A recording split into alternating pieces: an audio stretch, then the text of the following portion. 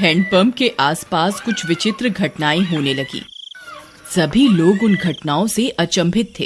अरे दीदी, का तुम रात सुने रही? ई हैंडपंपवा खुदे चलत रहा। राती 12 बजे भला कौन पानी भरे आई? हमें तो बहुत डर लागत बा।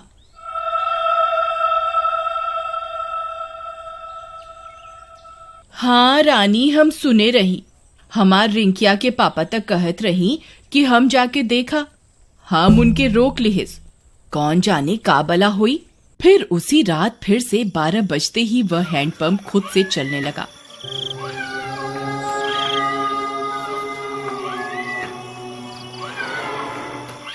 सभी गांव वाले सुन रहे थे, पर किसी की हिम्मत नहीं हुई कि जाकर देखे। फिर सुबह होने पर, अरे मीना दीदी, चला हो हैंडपंपवा पर पानी भरे के, हमें अकेले जाते डर लागत बा। फिर वे दोनों हैंडपंप पर जाती हैं। वहां पहुंचकर उनकी आंख फटी की फटी रह जाती है।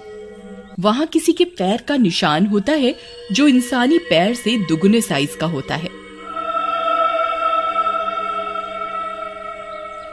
ई देखा हो रानी, हम कहत रहे ना कुछ गड़बड़ जरूर बा। ई देखा, भला किस इंसान के इतना बड़ पैर हुई। तभी वहां पिंकी आ जाती है। अरे दीदी, क्या हुआ? आप दोनों इतनी परेशान क्यों हैं? ई देखो बहन, इतना बड़का पैर। लागत है कौनो शैतान ई हैंडपंपवा पे आया रहा। कम ऑन दीदी, कोई प्रैंक कर रहा होगा। हमारी सिटी में तो ऐसे बहुत करा जाता है। अरे आप शहर से आई रही पिंकी बहन, आप ये सब ना समझी। फिर रात होने पर हैंडपंप फिर खुद से चलने लगता है।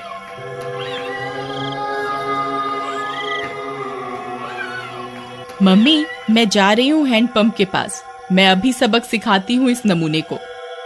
फिर जैसे ही पिंकी वहां पहुंचती है, वह दंग रह जाती है। वहां 2 सिर की एक चुड़ैल हैंडपंप चला रही होती है।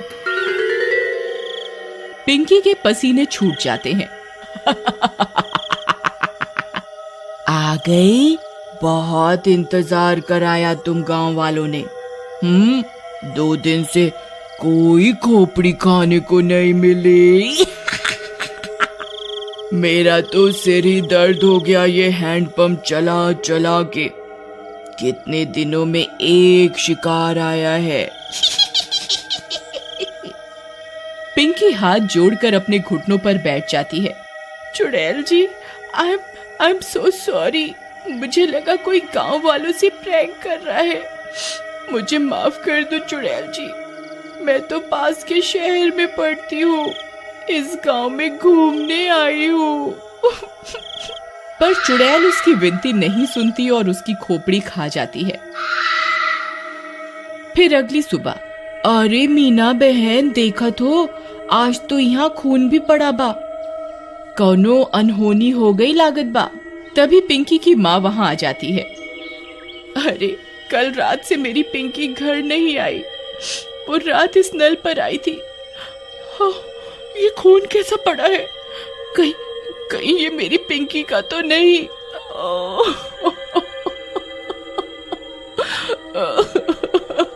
अरे भौजाई, हम उसे कल ही कहे रहे कि ज्यादा लेक्चर का झाड़ो। लगता है उसके साथ कुछ गलत हुई गवा। थोड़ी देर में झाड़ियों में उन्हें पिंकी की सिर कटी लाश दिखती है।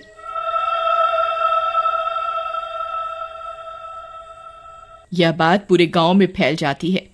सब फैसला करते हैं कि अब से इस हैंडपंप पर कोई नहीं आएगा। फिर रात होने पर वह चुड़ैल फिर से हैंडपंप पर आकर उसे चलाने लगती है, पर कोई नहीं आता। लगता है गांव वाले चालाक बन रहे हैं। इनको किसी और तरकीब से बुलाना होगा, नहीं तो हम भूखी मर जाएंगी। हाँ, पर करें क्या? रुक जा मेरे जुड़वा सिर, अभी तुझे किसी खोपड़ी का स्वाद चखवाती हूँ। फिर वह चुड़ैल पिंकी के घर के पास पहुंच जाती है। वहां जाकर चुड़ैल पिंकी की आवाज में उसकी माँ को आवाज देती है। मम्मी, मम्मी, दरवाजा खोलो मम्मी।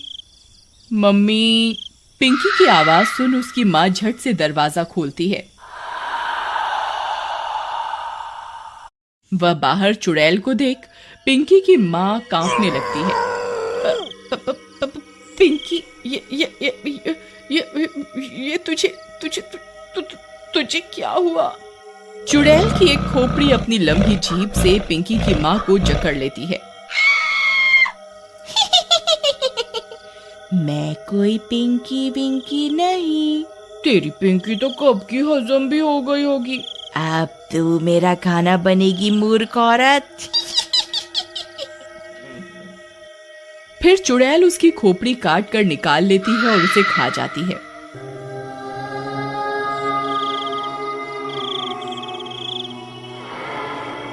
फिर सुबह होने पर पिंकी की माँ की सिर कटी लाश देखकर पूरे गांव में हाहाकार मच जाता है।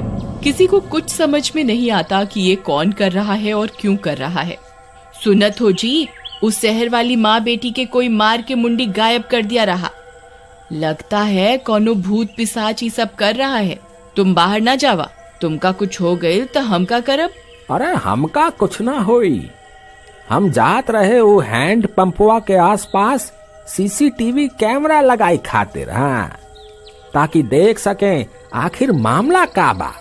फिर वह गांव की कई दीवारों पर सीसीटीवी कैमरा लगा देता है। रात होने पर वह चुड़ैल वापस आती है। वह थोड़ी देर हैंडपंप चलाती है पर कोई नहीं आता। वह गांव में पिंकी और उसकी माँ की आवाज निकालकर सबको बुलाती है पर कोई नहीं आता। लगता है गांव वाले बहुत होशियार हो गए हैं, कुछ करना पड़ेगा। हाँ, कुछ तरकीब सोचो, नहीं तो अगर हम 2 दिन भूखी रही तो मर जाएंगी। गांव वाले हैंडपंप से पानी नहीं भर रहे पर कुएं से तो भर रहे हैं। हम चलकर कुएं में बैठ जाती हैं। जैसे ही कोई आएगा तुम अपनी लंबी जीभ से उसे अंदर खींच लेना, फिर हम उसे खा जाएंगी। हाँ, सही कहती हो। फिर वह चुड़ैल कुएं में जाकर छिप जाती है।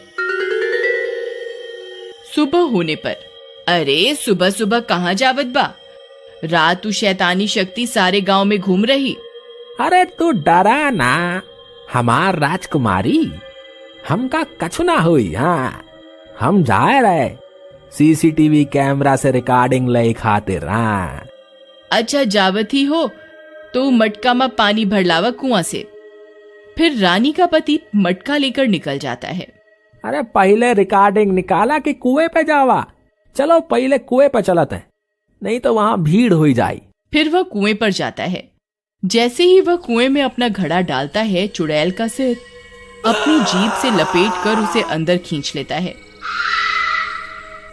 वह कुछ बोल भी नहीं पाता और चुड़ैल उसकी खोपड़ी खा जाती है।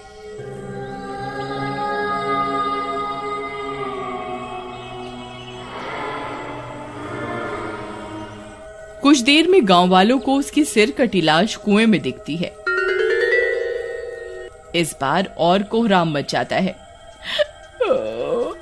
हम कहर, अरे हम इकरा के कही रही ना जावा सुबह सुबह, पर ये हमारी एक न सुनी। हम तो लुट गईली, बर्बाद हो गईली। हे राम।